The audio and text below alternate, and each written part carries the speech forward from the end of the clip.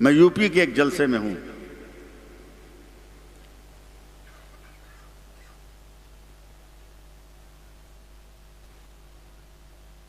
दो 2022 का सर्दी का मौसम है।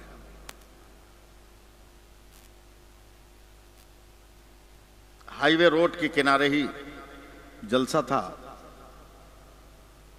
5 मिनट पैदल चलने पर मेरी तकरीर हो गई। मैं अपनी अटैची लेकर हाईवे पे खड़ा हूं। 2.5 किलोमीटर दूर वहां से जंक्शन है जहां से मुझे ट्रेन पकड़नी है। मैं खड़ा हूं, कोई रिक्शा मिले तो मैं स्टेशन जाऊं। सर्दी भी लग रही है और उत्तर प्रदेश का माहौल है। समझ रहे हैं ना मेरी बात? मुझको कुछ कहना ना पड़े। एक तरह का एहसास भी है। तकरीबन 2:45 बजे करीब एक रिक्शा वाला आया। मैंने कहा जंक्शन चलोगे? कहा क्यों नहीं चलूंगा। कहा क्या लोगे? कहा 50 रुपया। हालांकि वो 20 रुपया भी महंगा था, लेकिन मौका ऐसा था, वक्त ऐसा था कि एतराज करना खतरा लेने के बराबर था। मैंने कहा चलो दुआ दे दूंगा। मैं बैठ गया। बेचारा रिक्शा चलाकर मुझको स्टेशन पहुंचा दिया। इतनी देर में उस सर्दी में भी वो गरीब रिक्शा वाला पसीने में भीग गया था। जब चेहरे से गमछा खोला ना तो मैं सर से पैर तक कांप गया। उसके चेहरे पर सफेद सफेद दाढ़ी और चेहरे का रंग बता रहा था कि नमाज पढ़ता है ये। सुभान अल्लाह बोलिएगा। मेरे दिल में एक रहम का जज्बा आया। मैंने 200 रुपया निकाला और कहा चचा इनकार मत करना, रख लो। चचा कहकर जब मैंने दिया तो वो 70-80 के लपेटे का इंसान था। वो ये नहीं देखा कि मैं रिक्शा चालक हूं, ये मौलाना है। वो आगे बढ़कर मुझको अपने गले से लगाकर इतना रोने लगा कि मेरी आवाज अब गंभीर होने लगी, मेरी आंखें भीगने लगी। इतना रोया कि उस सर्दी में भी मेरी जैकेट का शाना जो है, बाजू का हिस्सा भिगो दिया आंसू से। मैंने कहा चचा क्यों रो रहे हो? अगर और पैसा चाहिए तो मैं देने को तैयार हूं। क्या नहीं मौलाना, मैं मुसीबत का मारा इंसान हूं। क्या हुआ? का अल्लाह का शुक्र है मेरी 3 खूबसूरत बेटियां हैं। 3 खूबसूरत बेटियां हैं। मैंने सोने चांदी के जेवर तो खरीद के बेटियों को नहीं, मगर बेटियां नमाज पढ़ती हैं और वजू का ढंग जानती हैं। बोलना पड़ेगा आपको।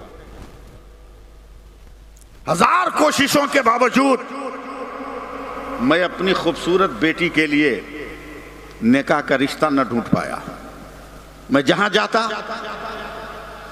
जिस गांव में जाता, जिस दरवाजे पर जाता, सबसे कम अगर मुझसे मांगा गया तो 1.5 लाख रुपया नकदी मांगा गया, वरना 4 लाख 5 लाख नीचे से कोई बात नहीं करता था।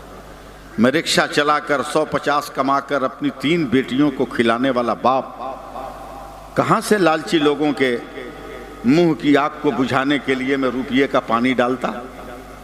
मेरी बेटियों की उम्र बढ़ती गई। मैं डिप्रेशन का शिकार हो गया। मेरी उम्र भी अब आगे बढ़ रही है। मेरी हड्डियां कमजोर होने लगी। कलेजा पकड़े रहिएगा, मैं भी शायद ना बोल पाऊं।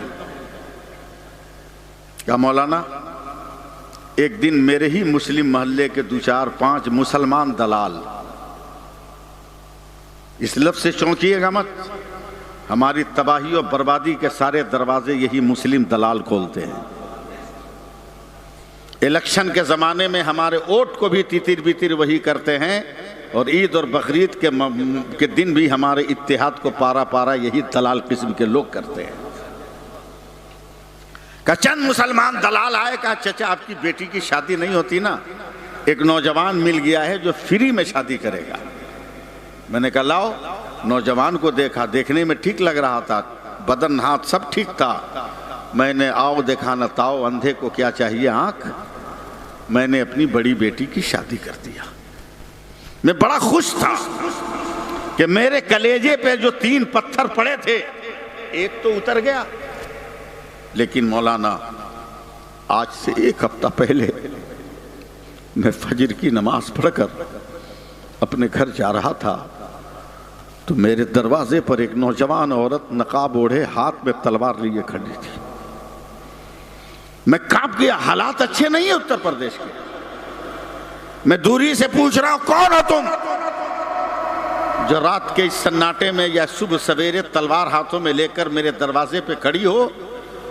तब उस लड़की ने चेहरे से नकाब उठा दिया। जब नकाब उठाया तो मेरे पैर कांप गए, मेरा पूरा बदन लरजने लगा। वो कोई और नहीं, वही मेरी बड़ी बेटी है जिसकी मैंने शादी की थी। मैंने कहा, बेटी तुम? कहा, अब्बा आई हूं आज। आप गरीब है ना, लालची लोगों के मुंह पे दौलत का जूता तो आप मार नहीं सकते। 1-2 लाख रुपया नकदी देकर लड़का खरीद नहीं सकते आप। अब दलाल किस्म के मुसलमानों के चक्कर में जो मेरी शादी किया ना, वो मुसलमान नहीं था, वो गैर था जो धोखे से मुझको ब्याह ले गया। मेरी आबरू लूटता रहा। 2-4 रोज के बाद तलवार और असलहे के हथियार पर अपने दोस्तों के घरों में उनके बिस्तर की जीनत बनाता रहा। मैं अपनी आबरू बेचती रही।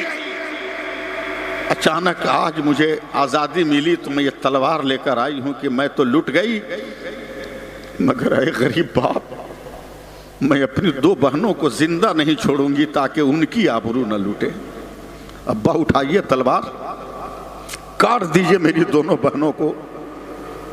इज्जत लुटाने से कहीं बेहतर है कि हमारी बहनें मर जाएं। इतना कह के मौलाना मेरी बड़ी बेटी ने, जिसकी शादी मैंने की थी, उसी तलवार से अपने बदन का 2 टुकड़ा कर लिया। खुदा गवाह है, मैंने टिकट फाड़ के फेंक दिया। उसी शहर में मौलाना गुलाम रसूल बलियावी भी थे। मैंने फोन करके वहां बुलाया, शाम तक पैसे का इंतजाम किया, 2 बावकार आलिमों को राजी किया, उन बच्चियों की जो बाकी थी उनकी बाज़ाब्ते शादी कराया। शादी के सारे अखराजात मस्जिद के मौलाना और मदरसे के मौलाना ने उठाया। उस दिन से हम लोगों ने तय कर लिया कि अब समाज की बेटियों को बर्बाद नहीं होने देंगे, अब फातिमा की कनीजों की आबरू को लुटने नहीं देंगे, और ऐ नौजवानों, अब तुम्हें बिकने नहीं देंगे। इसलिए कि तू बाजारे तिजारत में बिकने के लिए नहीं आया, तू तो मुस्तफा के नाम पर बिकने के लिए आया है, तू अजमत इस्लाम पर बिकने के लिए आया है, तू अजमत कुरान पर बिकने के लिए आया है। तू जहेज के हाथों में बिककर अपनी औकात क्यों बर्बाद कर रहे हो? बताओ, ये खराब काम है कि नहीं है? मुंह खोलो, मुंह खोलो, मुंह से बोलो, है कि नहीं? मगर कितने लोग हैं जो इससे बचेंगे? कोई बच पाएगा? बाराती इतने लेके जाओगे कि लड़की वाला सूद पे कर्जा लेकर लेने पे मजबूर रहेगा, और इतनी बेरहमी से खाओगे तुम बारात में जाकर कि 250 गोश्त में आधा दर्जन परिवार को तुमने जुमा के दिन खिला दिया,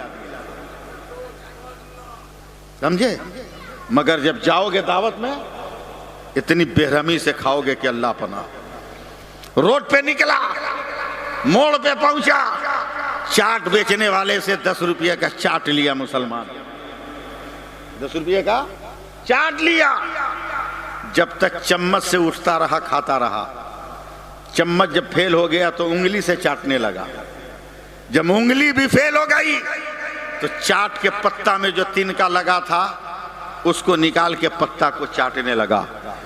तेरे 10 रुपया की इतनी अहमियत कि तूने पत्ता चाट चाट कर 10 रुपये की कीमत वसूल कर लिया।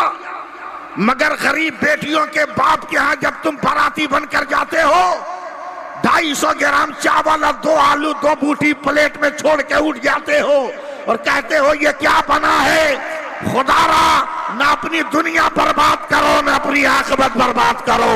उठो, जिस तरह कल करबला को नबी की औलादों ने संभाल लिया था, आज तुम उठो और फलस्तीन को तुम संभाल लो, गजा को तुम संभाल लो, मस्जिद अक्सा की आबरू को तू बचा ले।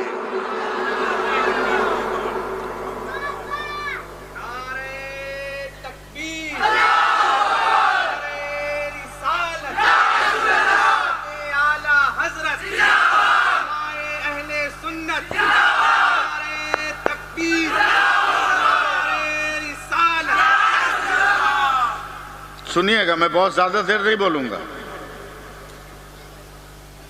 मैं तो सिर्फ आ गया हूं बस।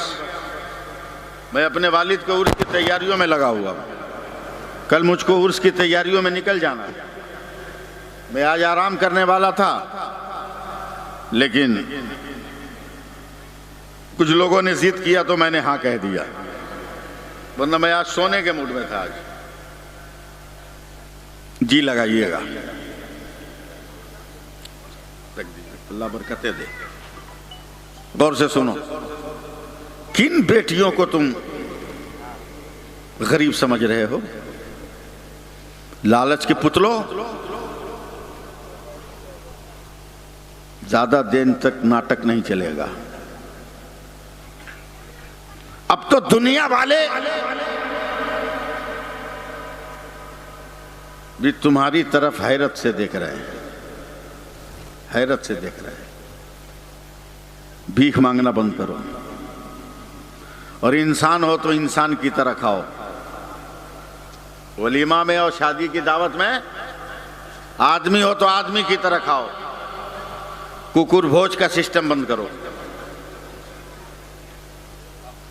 कुकुर भोज का सिस्टम बंद करो। कुकुर भोज की अंग्रेजी बफर सिस्टम, उसी का भोजपुरी है कुकुर भोज। करोड़पति लखपति भिकमंगा देखना हो तो चले जाओ कुकुर भोज में, प्लेट लेके घूमेगा, थोड़ा बिरयानी दे दो, एक पूड़ी दे दो, एक रसगुल्ला दे दो। अबे खैरात ही मांगना था तो क्या अंगस की जामे मस्जिद का दरवाजा छोटा है, जुमा के दिन वहां खड़ा होता तो ज्यादा खैरात मिल जाती। कहां जा रहे हो तुम? जिन बेटियों को तुमने कुछ नहीं समझा, उस बेटी को समझ, पहले उस बेटी को समझ। मेरे नबी फरमाते हैं, सुभान अल्लाह पहले कहिए, मुंह लटका के सुनिएगा तो मैं नहीं सुनाऊंगा।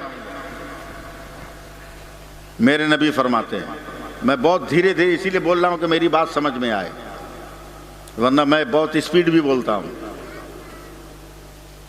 मेरे नबी फरमाते हैं कि जब किसी के घर में बेटा पैदा होता है, क्या बेटा पैदा होता है, उर्दू समझते हैं ना, तो समझिए मैं क्या कह रहा हूं। मेरे नबी फरमाते हैं कि जब किसी के घर में बेटा पैदा होता है तो अल्लाह फरमाता है, जा अपने माँ बाप का सहारा बन जा। क्या कहा? जा अपने माँ बाप का सहारा बन जा। मगर किसी घर में जब बेटी पैदा होती है तो अल्लाह फरमाता है, चल तेरी वजह से तेरे माँ बाप का मैं सहारा बन गया। तो कितना मर्तबा ऊंचा है बेटी का, कितना दर्जा ऊंचा। मगर उस बेटी को तुमने जहमत बना दिया, तुमने जहमत बना दिया। सोच लो कि अगर हिंदुस्तान की सारी मुस्लिम लड़कियों ने यूनिटी बनाकर यह तय कर लिया कि मैं उसी से निकाह करूंगी जो नमाज पढ़ेगा, तो उस वक्त तुम्हारा क्या हाल होगा? क्या हाल होगा तुम्हारा? रंग देखते हो, मोबाइल पे जूम करके फोटो देखेगा, कैसी लग रही है। अबे इस दौर में जिस लड़की को तुम जूम कर करके देख रहे हो, उसको तो 22-23 बरस में अपना ओरिजिनल फेस याद नहीं है। 12 बरस के बाद मौलाना साहब इतना मेकअप किया हुआ कि ओरिजिनल मुंह भूल गई कि कैसा है, और तुम उसको तलाश कर रहे हो। जी नहीं, पाउडर और क्रीम से चमकने वाला मुंह मत तलाश कर, वो मुंह तलाश कर जो वजू के पानी से चमक रहा हो। और प्यार से जरा भी बोलिएगा, वो होठ तलाश कर जिसके हिलने से ऐसी खुशबू निकल रही हो जैसे तिलावत की आवाज आ रही हो। क्यों दुनिया के चक्कर में, क्यों दुनिया के चक्कर में? पैसे लेकर शादी करोगे तो एक न एक दिन भुगतना होगा, एक न एक दिन भुगतना होगा। एक बीवी ने शौहर को कहा, जाओ चाय बना के ले आओ, जाओ चाय बना के ले आओ। शौहर गुस्से में बोला, हम तुमको नहीं रखेंगे, तलाक देंगे, हम वकील के पास जा रहे हैं। जाओ खुशी खुशी जाओ। शौहर गया, आधे घंटे के बाद वापस आया, आके चाय बनाने लगा। बोला क्या हुआ, तलाक नहीं दिए? बोला वकील साहब हंडिया धो रहे थे। और खैरात लेके शादी करो और पैसा लेकर लड़की को के हाथों पे बिको। अबे तू ताजदार बनाया गया, गुलाम क्यों बन रहा है? तेरा दर्जा तो बहुत बुलंद है। मेरे नबी फरमाते हैं कि खुदा के अलावा किसी का सजदा जायज होता तो मैं औरतों को हुक्म देता कि अपने शौहरों को सजदा करें। लेकिन तूने अपना किरदार इतना घटिया कर लिया कि बीवी तुमसे काम कराने लगी। ठीक से रहा ना, इतना घटिया हम हो गए। एक मियाँ बीवी सफर में थे, मौलाना साहब, होटल ले लिया, होटल का रूम, सुन रहे हैं ना, होटल का रूम ले लिया, दोनों मियाँ बीवी सो गए। अचानक बीवी की आंख खुली तो देख रहा उसका शौहर होटल का कमरा पहुंच रहा है साफी से, हक्का बक्का होकर बोले क्या कर रहा तू? नाक कटवा दिया, पोजीशन मिट्टी में मिला दिया। अबे ये घर थोड़ी है, ये होटल का कमरा है।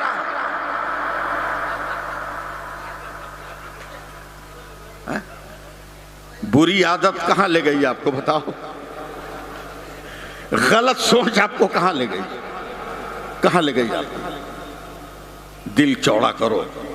मैं सुनाता हूं, बेटियां कैसी हो, बेटा कैसा हो। मैं सुनाऊं? 10 मिनट सुन लीजिए मुझसे आप।